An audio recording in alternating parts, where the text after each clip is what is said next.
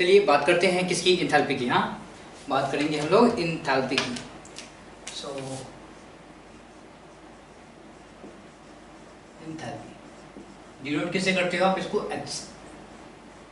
Okay, so what is enthalpy? Enthalpy is a heat content of the system. Enthalpy is heat content of a system eight constant pressure. Enthalpy is heat content of a system eight constant pressure. ठीक है, enthalpy को mathematically represent कैसे करते हैं? जैसे this is H. ठीक है, enthalpy is denoted by H, so H को रिप्रेजेंट करते हैं U plus P into V. ये क्या है, इसको मैथमेटिकली रिप्रेजेंट करते हैं, इसको रिप्रेजेंट एस। ठीक है, इसको आप मैथमेटिकली रिप्रेजेंट करते हो। ठीक है, अब इंथैल्पी के बारे में जानने वाली बात क्या है कि enthalpy is a state function. Enthalpy is a state function. State function क्या मतलब? ये फाइनल और इनिशियल स्टेट पे बातें करेगा, बीच में किस प्रोसेस से क्या, किस पाथ से क्या, नहीं पता इसको। तो फाइनल और इनिशियल स्टेट क्या है, इसी पे बातें करेंगे। Clear? Okay, then what do we know that enthalpy is extensive property. Enthalpy is extensive property. ठीक है, सो मान लीजिए if you are talking about H1, so H1 क्या हो जाएगा? H1 is equal to U1 plus P1 V1। क्योंकि आप जानते हो कि ये स्टेट फंक्शन है। ये क्या है? एक स्टेट फंक्शन है। So H1 is equal to U1 plus P1।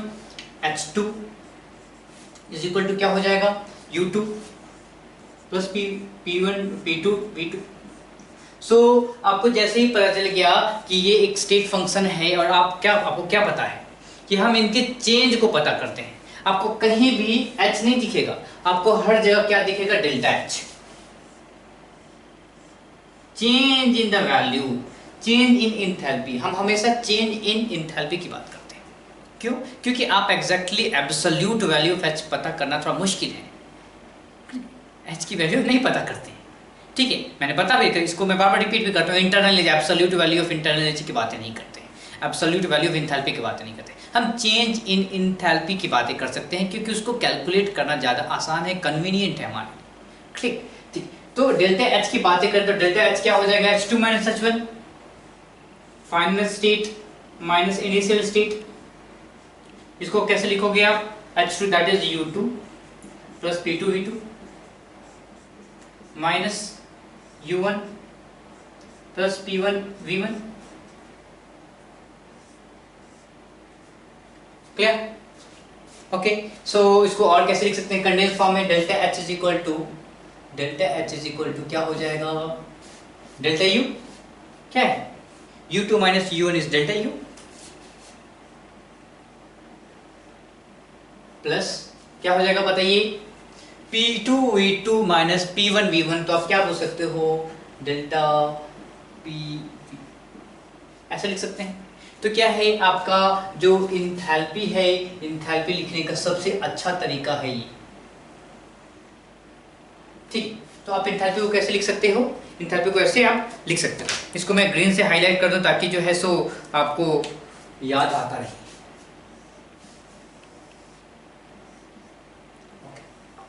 ठीक है, अब आपको याद होगा कि जो हमने इंटरनल एनर्जी को फंक्शन के रूप में डिफाइन किया था।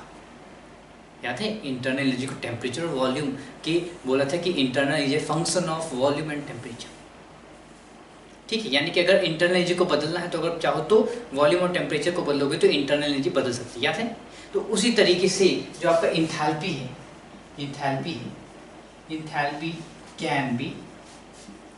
Can be defined as function of temperature and pressure. यानी कि enthalpy H is equal to function of temperature and pressure. तो आपको याद है कैसे हमने लिखा था? जब इसमें चेंज होता है तो जरूरी है कि इसमें चेंज हो या इसमें चेंज हो या दोनों में चेंज हो, तभी आप इसमें चेंज क्या है वो पता कर सकते हो। यानी अगर आप DH की बात करते हो, चेंज इन इंथैल्पी की बात करते हो, सो व्हाट डू यू, आप कैसे लिखने का तरीका क्या था कि delta H change in enthalpy with respect to change in temperature at constant pressure into dt, clear, plus change in enthalpy, that is delta H by delta P at constant temperature into dt, sorry into dp। ठीक है, इसी तरीके से लिखा था, किसका, internal energy का expression लिखा था हमने, याद होगा आपको। तो अब देखिए क्या बात कर रहे हैं हम, constant pressure for ideal gas, at constant pressure, constant pressure का क्या मतलब है, change in pressure is 0, so dp is equal to 0। Constant pressure का यही मतलब है ना कि चेंज इन प्रेशर हमारे पास कुछ नहीं है, प्रेशर चेंज नहीं हो पा रहा, constant pressure system, so change in pressure is 0, so difference in pressure is 0, so dp is equal to 0। So if this is 0, ये पूरा का पूरा term 0, so what you can write dh is equal to क्या लिख सकते हो, delta h by delta t at constant pressure into dt लिख सकते हो। चलिए इसको फिर से लिखते हैं कि dh is equal to change in enthalpy with respect to change in temperature at constant pressure into dt। और आप इस जो टर्म है, इस टर्म को आप बोल देते हो क्या, आप इस टर्म को बोलते हो Cp, molar heat capacity eight constant pressure. जैसे आपने Cv बोला था, molar heat capacity at constant volume. So this is for 1 मोल, सो आप क्या बोलोगे, dH इज इक्वल टू क्या बोलोगे, Cp into dt for 1 mole, तो क्या हो जाएगा, dH is equal to NCp dt for n mole. ठीक है, तो n मोल के लिए आपके पास जो है इंथैल्पी चेंज क्या हो रहा है, n मोल के लिए आपके पास इंथैल्पी है NCp dt, और जो NCp dt में जो Cp आ रहा है, this Cp is molar heat capacity eight constant pressure, molar heat capacity eight constant pressure की बात आप आराम से कर रहे हो। ठीक है, ओके। चलिए अब मान लीजिए आपको, ये तो वेरी, डीएच का क्या मतलब है, डीएच का मतलब वेरी स्मॉल चेंज ना। तो मान लीजिए अगर आपको पूरा ओवरऑल चेंज निकालना हो, चेंज इन एंथैल्पी पूरे प्रोसेस का निकालना हो, तो क्या करते हैं, इंटीग्रेट करते हो, सिंपल सी बात है। जैसे हमने उसमें किया था, डिट्टो वही काम कर रहे हैं, सिंपल मैथमेटिक्स अप्लाई कर रहे हैं।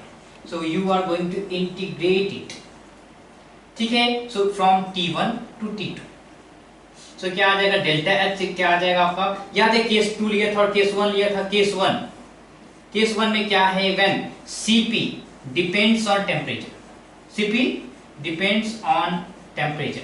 जब Cp डिपेंड्स ऑन टेम्परेचर क्या होता है, तो ये आपका n बाहर आ जाएगा और इंटीग्रेशन में Cp dt आ जाएगा।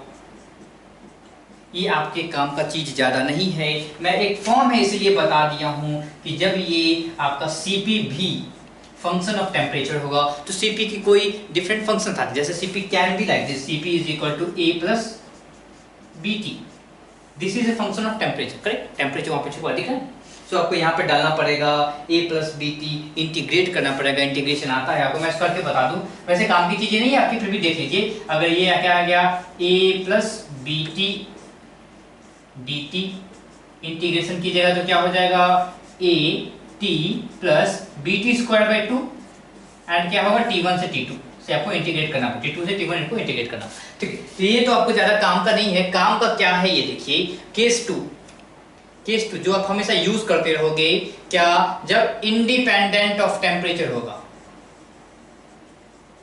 जब आपका Cp जो है वो इंडिपेंडेंट ऑफ टेम्परेचर होगा।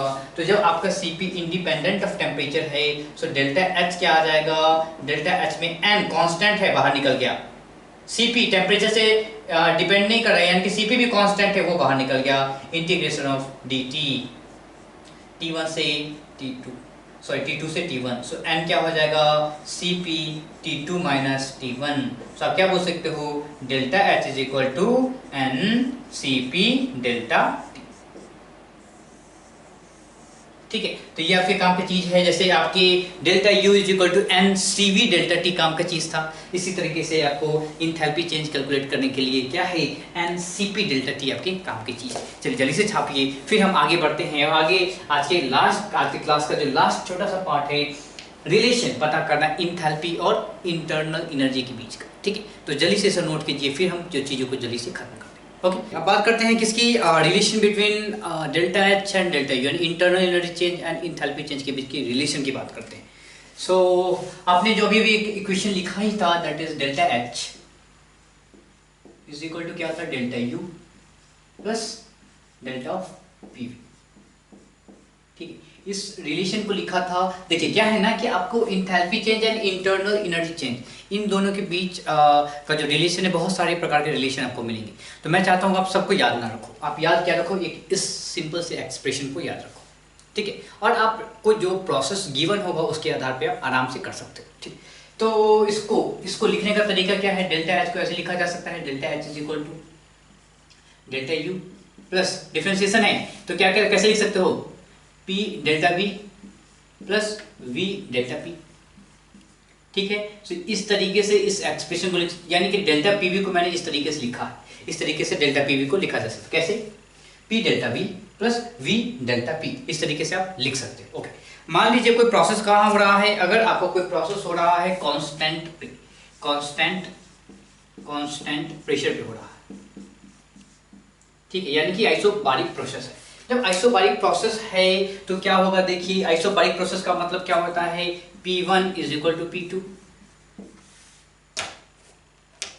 Clear, so P1 is equal to P2 इसमें क्या है, delta P is equal to 0। So इस एक्सप्रेशन को देखिए क्या हो जाएगा, delta H is equal to क्या हो जाएगा, delta U plus P delta B। ठीक है, सो जब आपके पास कांस्टेंट प्रेशर सिस्टम होता है तो आपका इंथैल्पी क्या होता है, enthalpy change is equal to internal energy change plus P delta V, constant pressure into change in volume. ठीक है, सो कब किसकी बात करें, जब कांस्टेंट प्रेशर की बात कर रहे हैं, जब आपके पास क्या है, कांस्टेंट वॉल्यूम हो, जब आपके पास कांस्टेंट वॉल्यूम की बात कर रहे हो, कांस्टेंट वॉल्यूम मतलब क्या है, आइसोबारिक सिस्टम, यानी कि डेल्टा V क्या है आपका, V1 is equal to V2। What does it mean, delta V is equal to क्या हो जाएगा आपका, 0 हो जाएगा। तो इसी प्रोसेस को देखते हैं, ये क्या होगा, delta H, this delta H is equal to क्या हो जाएगा बताइए, this delta H is equal to delta U plus क्या हो जाएगा, P delta V। So since this delta V is 0 तो ये बंदा गया, तो क्या हो जाएगा, V डेल्टा P। सो V डेल्टा P आपका एक्सप्रेशन आ जाएगा। ओके, तो इस तरीके से आप आराम से डिफरेंट प्रोसेस के लिए कर सकते हो। मान लीजिए क्या है कि ना आपके पास वॉल्यूम डेल्टा V 0 हो रहा है, ना आपका डेल्टा P 0 हो रहा है, यानी कि आपका प्रेशर भी चेंज कर रहा है, वॉल्यूम भी चेंज कर रहा है। तो नॉर्मल सा प्रोसेस कौन सा होता है, केमिकल रिएक्शन। सो केमिकल रिएक्शन, जब आप केमिकल रिएक्शन की बात करते हो, ठीक है, सो केमिकल रिएक्शन में क्या होता है, इसको लिखते हैं delta U, so delta H is equal to delta U plus delta PV। और आपको क्या पता है, for gaseous reaction, ideal gas को भूले नहीं होंगे तो आपको याद होगा कि PV is equal to nRT, underline gaseous. So what you can write, delta H is equal to delta U plus delta of nRT। मैं यहाँ पे Ng लगा दे रहा हूँ गैसेस होने के कारण। क्लियर, सो डेल्टा U इसको और कैसे लिख सकते हो, delta H is equal to delta U plus क्या होगा बताइए, delta NgRT plus NgR delta T। Same R constant है तो उसका क्या हो सकता है, डिफरेंशिएशन करना नहीं है क्योंकि वो कांस्टेंट यहाँ पर मल्टीप्लाई करके बाहर आ जाएगा। तो एक बार आप Ng को का डिफरेंशिएशन करोगे, एक बार टेम्परेचर का डिफरेंशिएशन करोगे, जैसे यहाँ पे किया था। ठीक है, तो इस तरीके से हमने लिख लिया है। तो अब देखिए क्या है, आपको बहुत सारे जो भी केमिकल रिएक्शंस होते हैं वो कांस्टेंट टेम्परेचर पर, maximum chemical reaction constant temperature. आप बोलोगे सर कंबशन हो रहा है तो कंबशन में बदल जाएगा ना हीट, तो आप बोलोगे क्या है, आपने एक बार जो इग्निशन टेम्परेचर दे दिया, उसके बाद जो रिएक्शन चलता रहेगा, हीट वो जलता रहेगा तो वो किसी पार्टिकुलर टेम्परेचर पे जलता रहेगा। या कोई भी रिएक्शन आप करवा रहे हो तो आपको जो बाहर का सराउंडिंग का टेम्परेचर है वो क्या होता है, कांस्टेंट रहता है। हाँ, रिएक्शन होने के बाद आप बोलते हो सर टेम्परेचर बदल गया, पर क्या है कि थ्रू आउट द रिएक्शन क्या टेम्परेचर कांस्टेंट रहता है।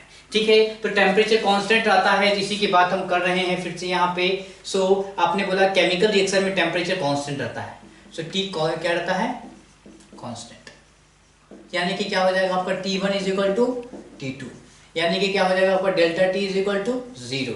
इस रिएक्शन को फिर से, इस एक्सप्रेशन को फिर से लिखें, delta H is equal to क्या हो जाएगा, delta H is equal to internal energy change plus what is delta NgRT, delta NgRT लिख सकते हैं प्लस दिस टर्म 0 हो गया, तो ये आपका हो जाएगा क्या, केमिकल रिएक्शन के लिए enthalpy change. What is delta Ng, फिर से मैं आपको याद दिला दूं, डेल्टा एनजी क्या होता है, number of moles of, number of gaseous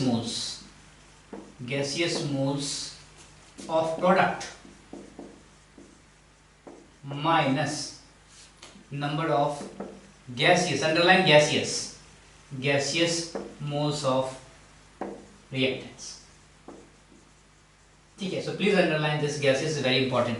ठीक है, so delta H equal delta U plus delta एनजीआरटी, कब, जब रिएक्शन में क्या है टेम्परेचर आपका कांस्टेंट होता है। मान लीजिए कि आपका नंबर ऑफ मोल्स कांस्टेंट है, तो क्या एक्सप्रेशन निकल के आ जाएगा, delta H is equal to, अगर उसमें टेम्परेचर वेरी हो रहा है तो delta V plus N G R delta T. अगर नंबर ऑफ मोल्स और टेम्परेचर दोनों कांस्टेंट है तो internal energy equal to enthalpy change आ जाएगा। तो क्या है, आपको बेसिकली कौन सा फंडा याद रखना है, ये जो बंदा है इसको आपको हमेशा याद रखना है और प्रोसेस को देखना है कौन सा प्रोसेस बोल रहा है, और उस प्रोसेस के आधार पे आप डिड्यूस कर लीजिए कौन सा फार्मूला आपको यूज कर। ठीक है, तो इस तरीके से आप आराम से बना सकते हो, और इसको बनाने के बाद जो है बेसिक समझने के बाद एक बेसिक सा प्रॉब्लम लिखेंगे। What is that delta U or internal energy change? What is the internal energy change when 2 moles of liquid water vaporizes at 100 degree centigrade, heat of vaporization of water, delta H. So we are solving a problem, so given delta H vaporization is equal to 40.66 kilojoule per mole. Question again, what is the internal energy change when 2 moles of liquid water vaporizes at 100 degree centigrade?